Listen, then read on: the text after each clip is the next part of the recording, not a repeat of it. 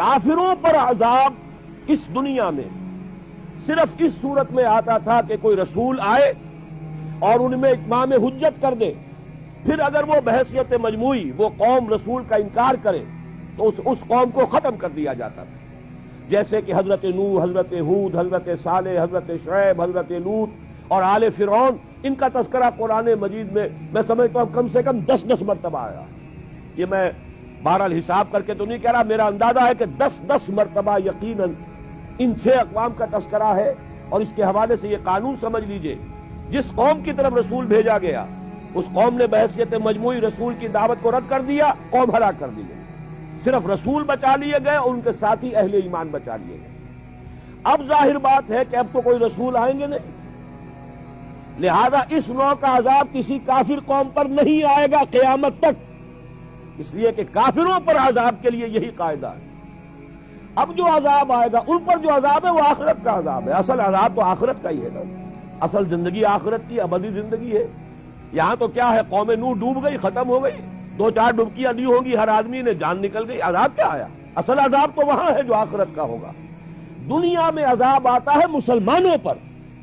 مسلمان ہو کر تم اگر اسلام پر عمل نہیں کرتے، دعویٰ تمہارا اسلام کا ہو اور عمل تمہارا کافرانہ ہو، نام لو تم محمد کا صلی اللہ علیہ وسلم اور اتباع کرو تم محمد کے دشمنوں کا، دعویٰ کرو اللہ اور اس کے رسول کی وفاداری کا اور تمہاری دوستیاں ہوں اللہ اور اس کے رسول کے دشمنوں سے، تم کہو اللہ اور اس کے رسول کے احکام کو ہم مانتے ہیں اور سودی کاروبار کر کے اللہ اور اس کے رسول کے خلاف اعلان جنگ کیے رکھو،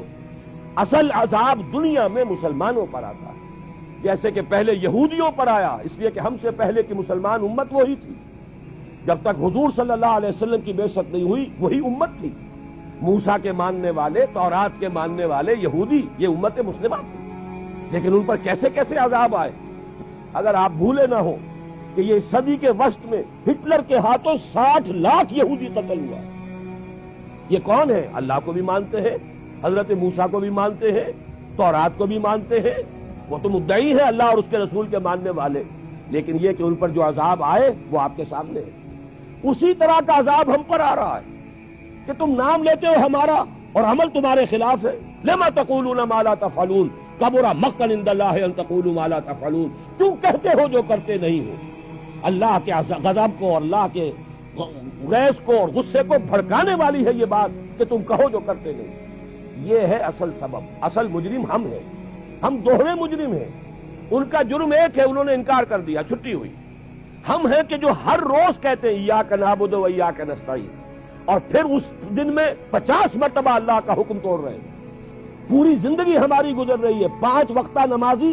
زیادہ بڑا مجرم ہے اس وقت، اس لیے کہ وہ 23-24 مرتبہ 25 مرتبہ 27 مرتبہ دہراتا ہے ایاک نعبد و ایاک نستعین، اور پھر باہر نکل کر جو کام کرتا ہے وہ اس کے خلاف۔ یہ ہے اصل میں سبب، اور یہ جان لیجئے جو عذاب ہم پر آ رہا ہے اللہ کا وہ اس وجہ سے آ رہا ہے۔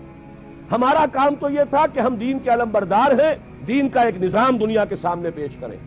ابھی بڑا اچھا لفظ استعمال کیا ہے توکل صاحب نے، ماڈل دو نا، ایک انفرادی ماڈل ہوتا ہے،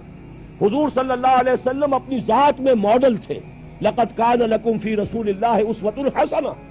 لیکن حضور نے صرف ذاتی اور انفرادی ماڈل نہیں دیا،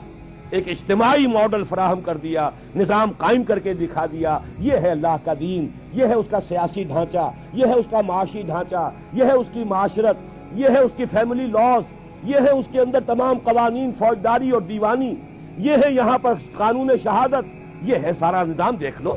ٹھوک بجا کر دیکھ لو، یہ نظام ہے۔ جب تک وہ ماڈل مسلمان قائم نہیں کریں گے یہی عذاب کے کوڑے برستے رہیں گے، سخت سے سخت تر عذاب آئے گا۔